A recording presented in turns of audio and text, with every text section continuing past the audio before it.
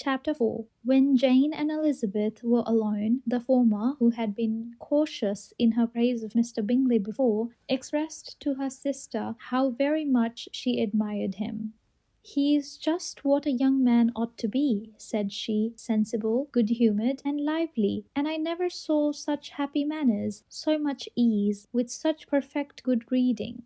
"He is also handsome," replied Elizabeth, "which a young man ought likewise to be, if he possibly can. His character is thereby complete. I was very much flattered by his asking me to dance a second time. I did not expect such a compliment." "Did not you? I did for you. But this is one great difference between us. Compliments always take you by surprise, and me never. What could be more natural than his asking you again? He could not help seeing that you were about 5 times as pretty as every other woman in that room.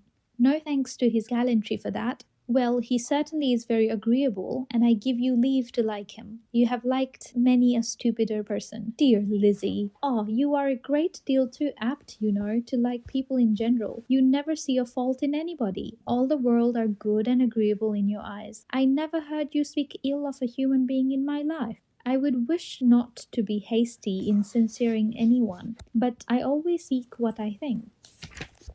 "I know you do, and it is that which makes the wonder, with your good sense, to be so honestly blind to the follies and nonsense of others. Affection of candour is common enough, one meets it everywhere, but to be candid without ostentation or design, to take the good of everybody's character and make it still better, and say nothing of the bad, belongs to you alone. And so, you like this man's sisters too, do you? Their manners are not equal to his, certainly not at first, but they are very pleasing women when you converse with them. Miss Bingley is to live with her brother and keep his house, and I am much mistaken if we shall not find a very charming neighbour in her." Elizabeth listened in silence, but was not convinced. Their behaviour at the assembly had not been calculated to please in general, and with more quickness of observation and less pliancy of temper than her sister, and with a judgment too unassailed by her attention to herself, she was very little disposed to approve of them.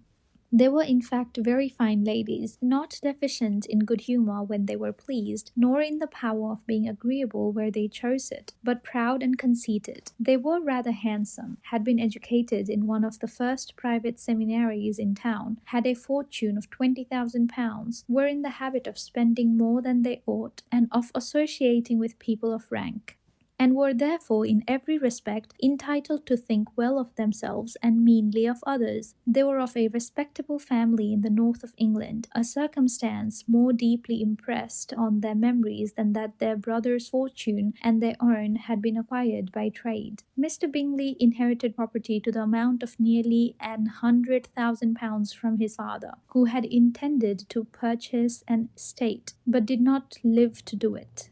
Mr. Bingley intended it likewise, and sometimes made choice of his county, but as he was now provided with a good house and the liberty of a manor, it was doubtful to many of those who best know the easiness of his temper whether he might not spend the remainder of his days at Netherfield, and leave the next generation to purchase. His sisters were very anxious for his having an estate of his own, but though he was now established only as a tenant, Miss Bingley was by no means unwilling to preside as his stable, nor was Mrs. Hurst, who had married a man of more fashion than fortune, less disposed to consider his house as her home when it suited her. Mr. Bingley had not been of age 2 years, when he was tempted by an accidental recommendation to look at Netherfield House. He did look at it, and into it for half an hour, was pleased with the situation and the principal rooms, satisfied with what the owner said in its praise, and took it immediately. Between him and Darcy there was a very steady friendship, in spite of a great opposition of character. Bingley was endeared to Darcy by the easiness, openness, ductility of his temper, though no disposition could offer a greater contrast to his own, and though with his own he had never appeared dissatisfied. On the strength of Darcy's regard, Bingley had the firmest reliance, and of his judgment the highest opinion. In understanding, Darcy was the superior. Bingley was by no means deficient, but Darcy was clever. He was at the same time haughty, reserved, and fastidious, and his manners, though well bred, were not inviting. In that respect, his friend had greatly the advantage. Bingley was sure of being liked wherever he appeared. Darcy was continually giving offence.